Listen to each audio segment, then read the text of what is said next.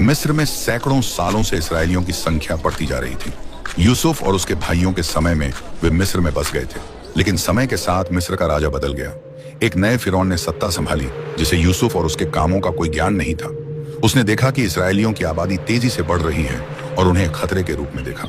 उसने सोचा, अगर ये लोग अधिक शक्तिशाली हो गए तो किसी युद्ध के समय हमारे दुश्मनों के साथ मिलकर हमें हरा देंगे। इस डर से फिरौन ने उन्हें गुलाम बना दिया, लेकिन उनकी संख्या कम नहीं हुई।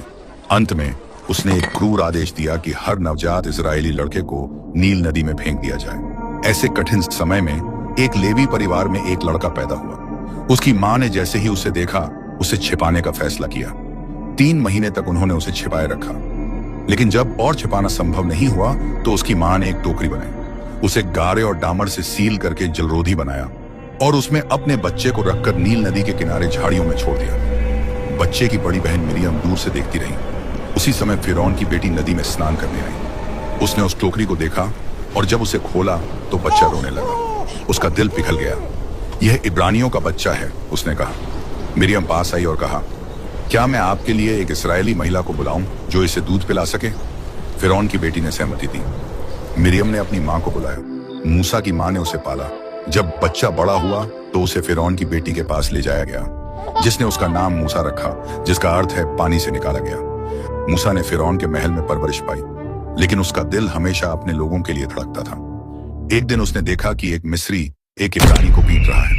मूसा ने उस मिस्री को मार डाला और उसे रेत में छिपा दिया। अगले दिन उसने 2 इब्रानियों को झगड़ते देखा। जब उसने उन्हें शांति बनाने के लिए कहा तो उन्होंने ताना मारा, क्या तुम हमें भी मार डालोगे जैसे उस मिस्री को मारा?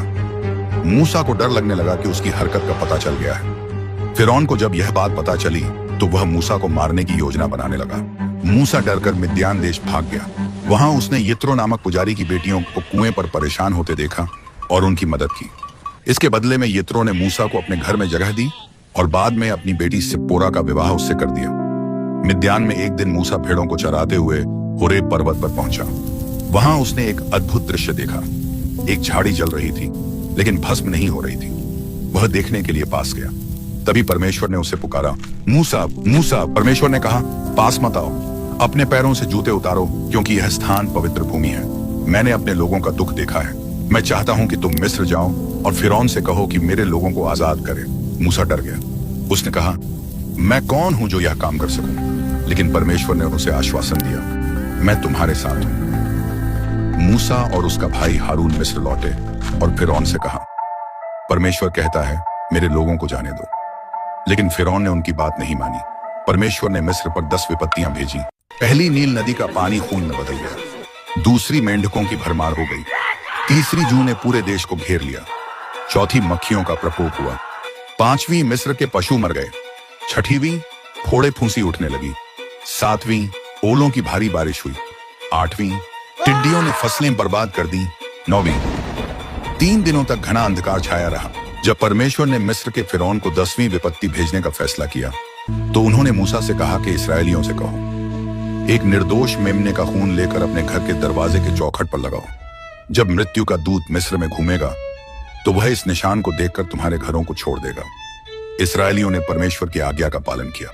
उन्होंने मेमने का खून अपने दरवाजे पर लगाया। दूत मिस्र में घूमा तो उसने इस चिन्ह को देखा और इसराइलियों के घरों को छोड़ दिया। इस तरह इसराइली बच्चों की जान बच गई, जबकि मिस्र के सभी प्रथम जात मर गए, जिसमें फिरौन का इकलौता पुत्र भी शामिल था। इसराइलियों ने विश्वास रखा और परमेश्वर की आज्ञा का पालन किया, जिसके कारण वे इस भयानक विपत्ति से बच गए। अंततः फिरौन ने हार मान ली और इसराइलियों को जाने दिया। मिस्र से निकलने के बाद फिरौन ने फिर से इसराइलियों का पीछा किया। जब वे लाल सागर के किनारे पहुंचे तो मूसा ने परमेश्वर से प्रार्थना की।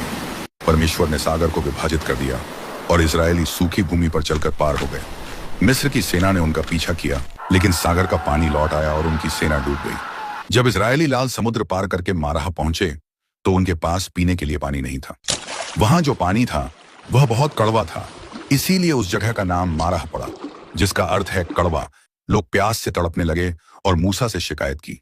मूसा ने परमेश्वर से प्रार्थना की और परमेश्वर ने एक लकड़ी दिखाई। जब मूसा ने वह लकड़ी पानी में डाली तो पानी मीठा हो गया और इसराइलियों ने अपनी प्यास बुझाई। मर्रा से आगे बढ़ने पर इसराइली सिन के जंगल में पहुंचे। वहां भोजन की कमी हो गई और लोग मूसा और हारून से शिकायत करने लगे। उन्होंने कहा, हम मिस्र में रहते हुए मरे होते, कम से कम वहां हमें खाने को रोटी और मांस मिलता था। परमेश्वर ने उनकी भूख मिटाने के लिए आकाश से मन्ना बरसाया। मन्ना सफेद रंग का और स्वाद में मधु के समान था।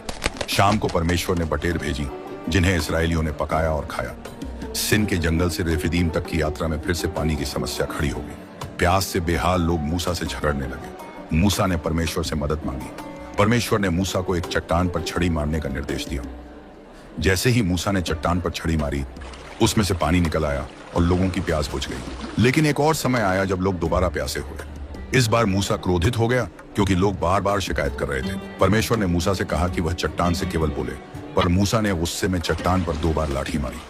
पानी निकला और इसराइलियों ने अपनी प्यास बुझाई। इसके बाद इसराइली सीनै पर्वत के पास पहुंचे।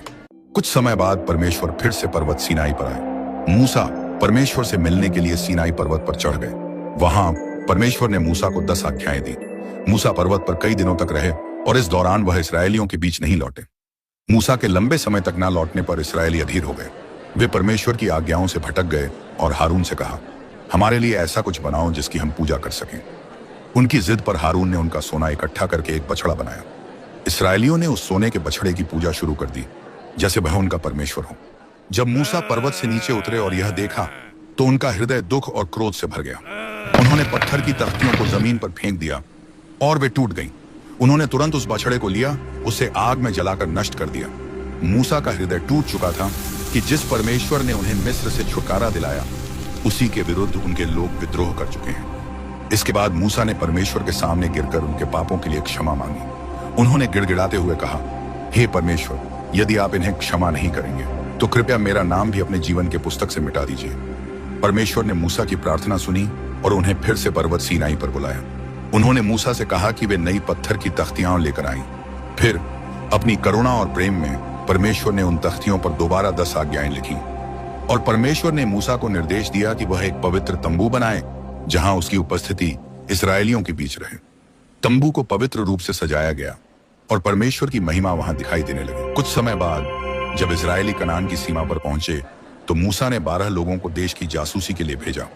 वे वापस लौटे और बताया कि वह देश दूध और शहद से भरपूर है, लेकिन वहां के लोग शक्तिशाली और शहर मजबूत हैं। 10 जासूसों ने डर फैलाया, लेकिन केवल यहोशू और कालेब ने विश्वास दिखाया। लोगों के विश्वासघात के कारण परमेश्वर ने उन्हें 40 वर्षों तक जंगल में भटकने का दंड दिया।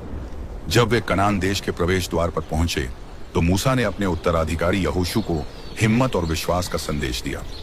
डरो मत, परमेश्वर स्वयं तुम्हारे साथ चलेगा और तुम्हें विजय दिलाएगा। परमेश्वर ने मूसा को पर्वत नब्बो पर बुलाया और वहां से कनान देश दिखाया, लेकिन आज्ञा और उल्लंघन के कारण उसे उसमें प्रवेश की अनुमति नहीं दी।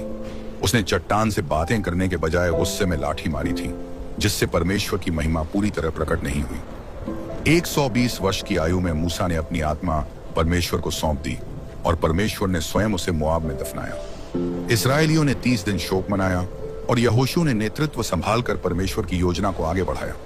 मूसा का जीवन समाप्त हुआ, लेकिन उसकी शिक्षा और आज्ञाओं का पालन करने की विरासत जीवित रही।